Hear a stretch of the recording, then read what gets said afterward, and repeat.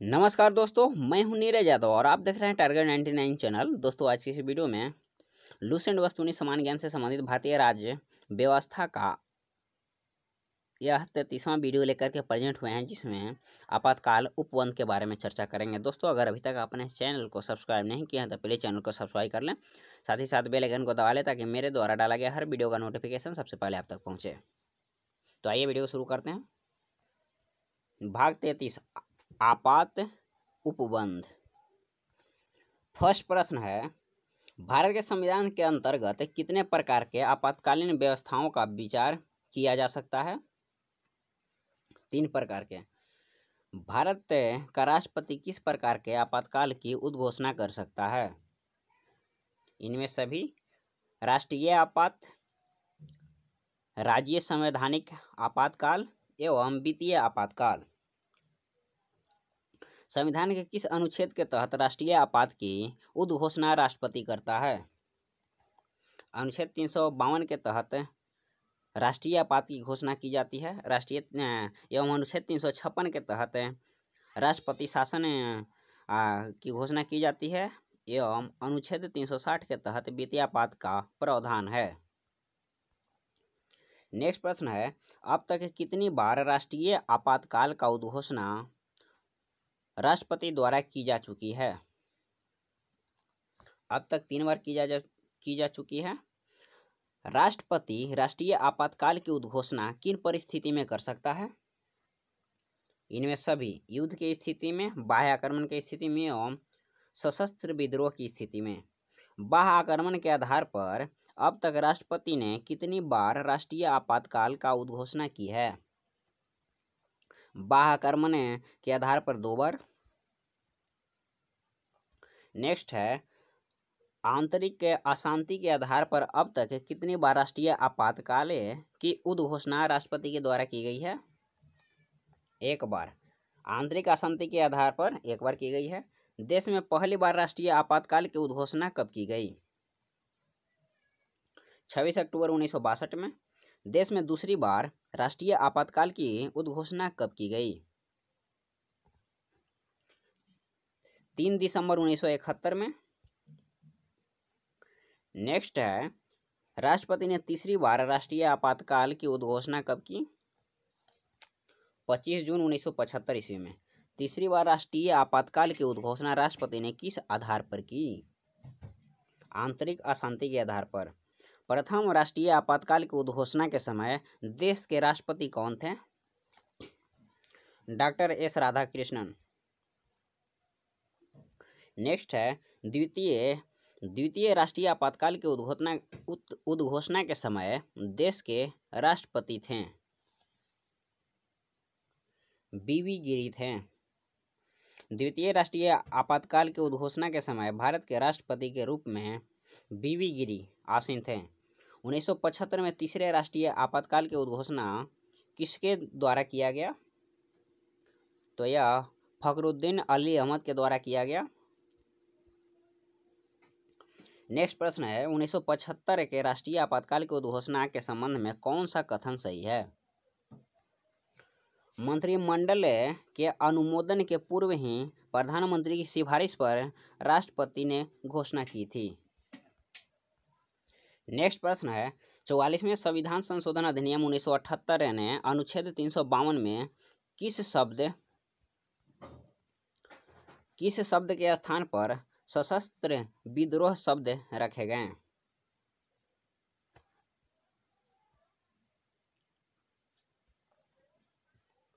तो यह आंतरिक अशांति के आधार पर रखा गया। राष्ट्रीय आपातकाल की उद्घोषणा को संसद के समक्ष उसकी स्वीकृति हेतु रखा जाना आवश्यक है 1 माह के अंदर। नेक्स्ट है, राष्ट्रीय आपातकाल की अधिकतम अवधि की सीमा है? कोई समय सीमा नहीं है। नेक्स्ट है, राष्ट्रपति राष्ट्रीय आपात की उद्घोषणा कर सकते हैं तब उन्हें ऐसा करने के लिए केंद्रीय कैबिनेट का लिखित निर्णय प्राप्त हो। नेक्स्ट है, राष्ट्रीय आपात की उद्घोषणा का स्वतः प्रभाव होता है? अनुच्छेद 20 व 21 के अंतर्गत प्राप्त मूल अधिकार को छोड़कर शेष सभी मूल अधिकारी को निलंबित कर दिया जाता है। राष्ट्रीय आपातकाल में संविधान की संघीय प्रकृति का क्या होता है? वैसे ही बनी रहती है। नेक्स्ट है 44वें संविधान संशोधन के पश्चात राष्ट्रपति को निम्नलिखित परिस्थिति में राष्ट्रीय आपात घोषित करने का अधिकार है। युद्ध, बाह्य आक्रमण या सशस्त्र विद्रोह से उत्पन्न परिस्थिति में। नेक्स्ट है राष्ट्रपति राष्ट्रीय आपातकाल की घोषणा कर सकते हैं ऊपर वर्णित सभी कारणों के आधार पर।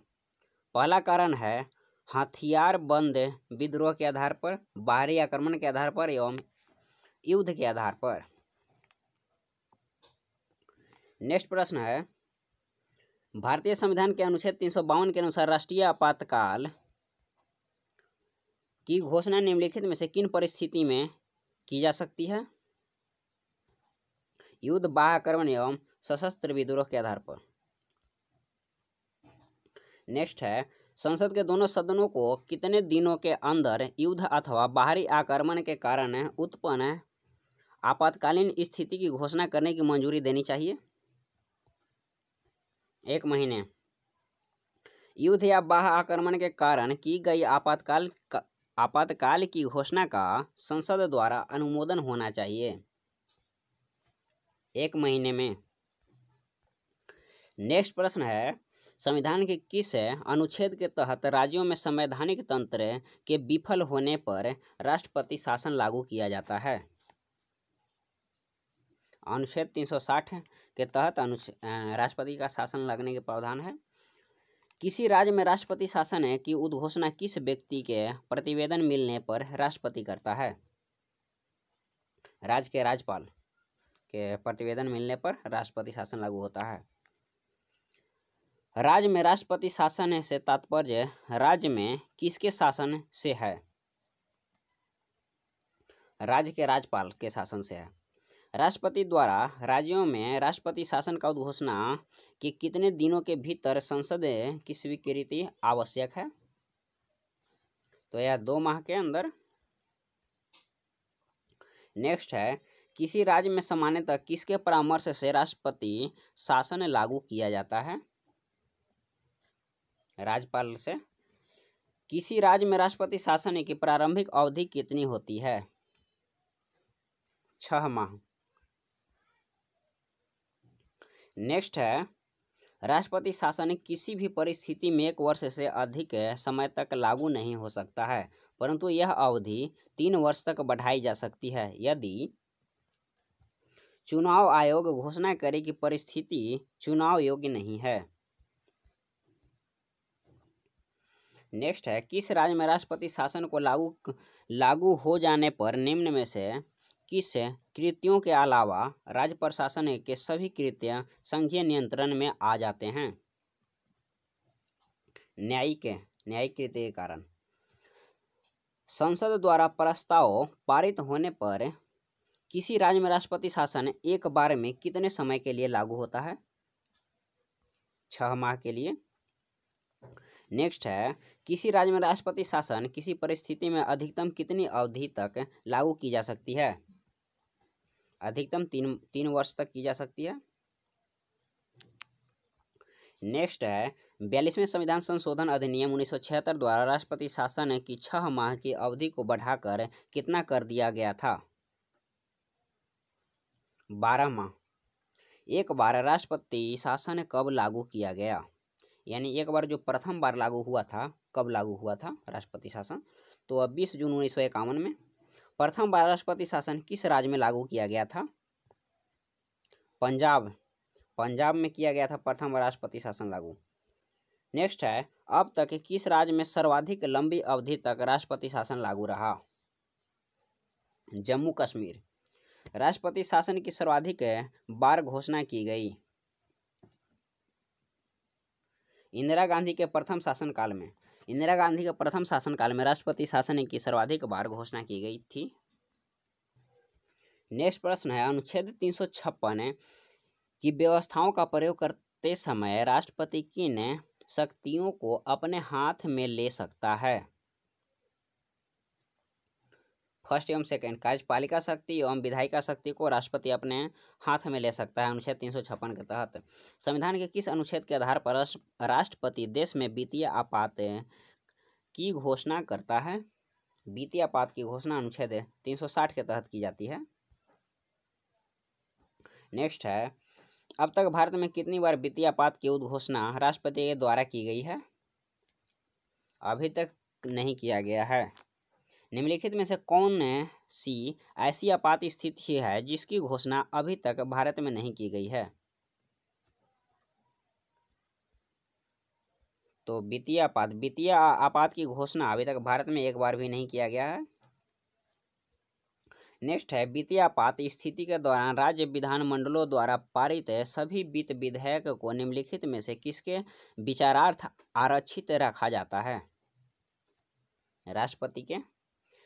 वित्तीय आपात के दौरान राष्ट्रपति राज्य के किस प्रकार के विधेयकों की स्वीकृति के लिए प्रस्तुत किए जाने के लिए बाध्य कर सकता है? वित्तीय विधेयक को। नेक्स्ट प्रश्न है, भारत के संविधान के अनुच्छेद 360 के अधीन वित्तीय आपात से संबंधित निम्न कथनों पर विचार कीजिए। कौन सा कथन सही है बताइए इसमें।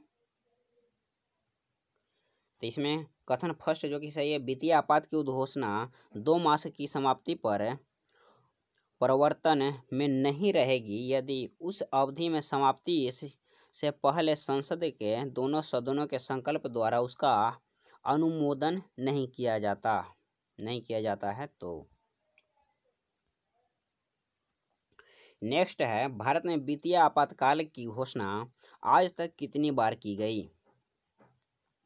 कभी नहीं वित्तीय आपातकाल की घोषणा की गई है। संसद द्वारा आपातकाल की उद्घोषणा का अनुमोदन कितनी अवधि के अंतराल में होना आवश्यक है? 1 माह।